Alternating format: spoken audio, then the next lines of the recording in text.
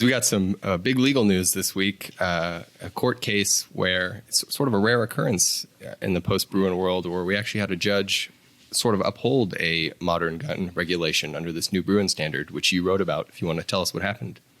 Yeah, so there was a ruling out of federal court in California that upheld the state's, ghost gun, quote unquote, ghost gun ban, or really a ban on possession of unserialized gun parts. Really, I mean, the law there actually really extends beyond finished firearms into precursor parts or anything that could be readily converted into a firearm receiver or frame. You probably, if people have been listening to the podcast for a while, have heard those terms before because of the federal regulations. But in California, they're making it illegal to possess those parts or what they explicitly define as firearms, even if they're not functional. And so the judge found this law to be kosher as far as the Second Amendment goes, because he ruled that the making of firearms, self-manufacture at the very least, is not covered by the plain text of the Second Amendment, because it does not literally have to do with keeping or bearing of arms. Here's a quote from Judge Wu. This is George H. Wu, who's actually a George W. Bush appointee, which is just kind of a fun collection of words there. But he ruled in his order, though it leads with a recognition of primacy of Bruin's plain text point, DD, this is Defense Distributed as the plaintiff in this case. There for the founder is Cody Wilson. He invented sort of the first well-known 3D printed gun, a gun that was fully 3D printed and now sells mills, like little CNC machines that people can use to make their own firearms at home, essentially. They're the ones suing over this law. But DD seeks in its opening brief to jump ahead in the analysis to a historical tradition assessment and to jump ahead in Bruin to that decision's discussion of how to conduct such an assessment. But it has effectively attempted to avoid the necessary threshold consideration. Does the Second Amendment's plain text cover the issue here?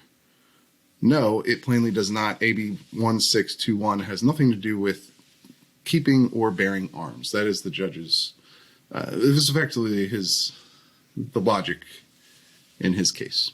It's this sort of an interesting wrinkle, I think, in sort of the post-Bruin landscape, where a lot of the stuff we've been discussing so far has been how are states going to, or perhaps the federal government, how are they going to find historical analogs for these laws to try to justify them? Whereas here, we don't even get to that step in the process where this is sort of the first time we've seen a judge say, oh, this regulation here, not even covered by the plain text, so therefore we don't even have to get to that second step where I have to point to a historical analog.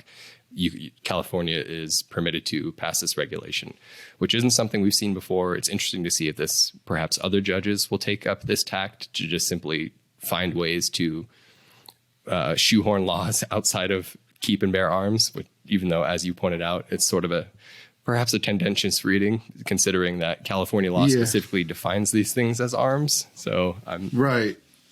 Yeah, I mean, it's sort of a way to short circuit the Bruin analysis. If it's not covered by the text of the Second Amendment, then you don't have to find a historical analog during the founding era to justify the law.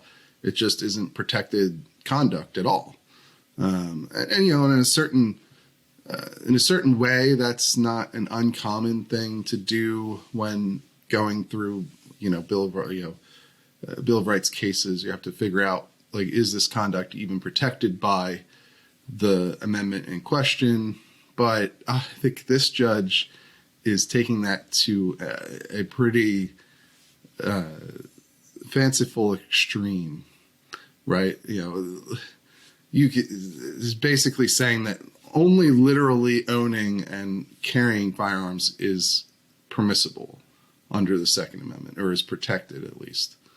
And anything else presumably would not fit under that protection. And of course, the main problem, as you noted there, the very first obvious problem is that the law in question does regulate the keeping of firearms, because it makes it illegal to possess any firearm that isn't serialized. And of course, they've expanded the definition of what a firearm is way out beyond an actual functioning gun to be, precursor parts.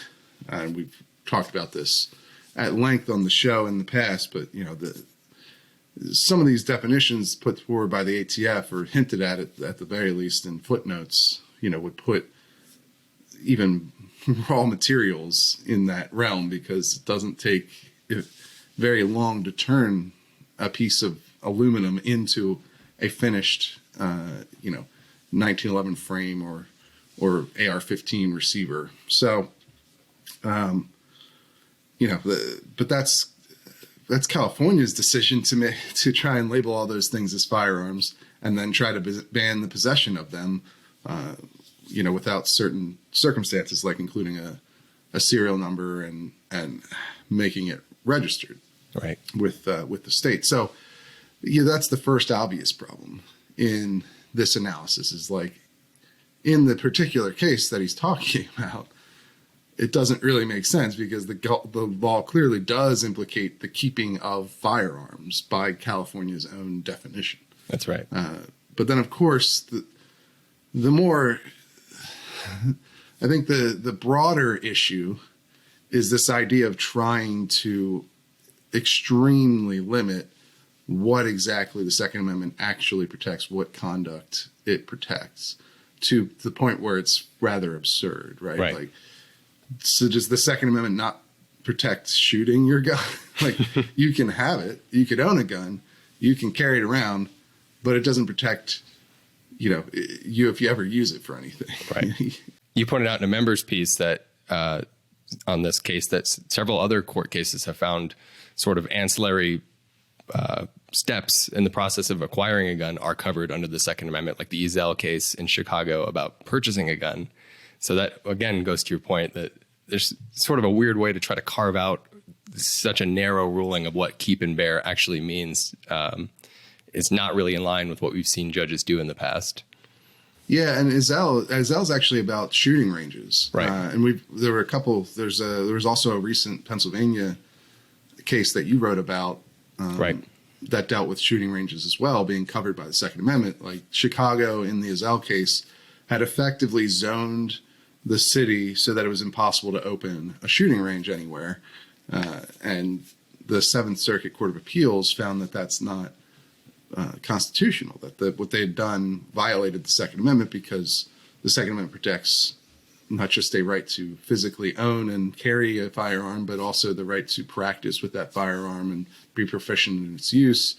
And so that means that governments can't just ban shooting ranges. Under this reading, this extremely narrow reading of the Second Amendment, you could ban the manufacture of guns, you could ban the practice with guns, you could ban all shooting ranges, you could ban, everything other than physically owning a gun or carrying it around. You could ban having ammunition in a gun, presumably. Right. Because that's the issue with.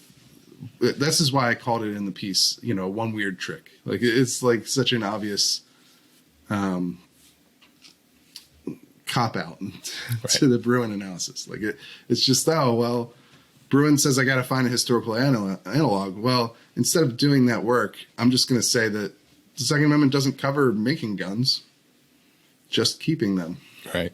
So we're done. I don't think that's gonna work. Just like every internet ad that talks about the one weird trick that doctors hate or whatever. Like, if you follow that medical advice from a scam internet ad, you're probably not going to get very far.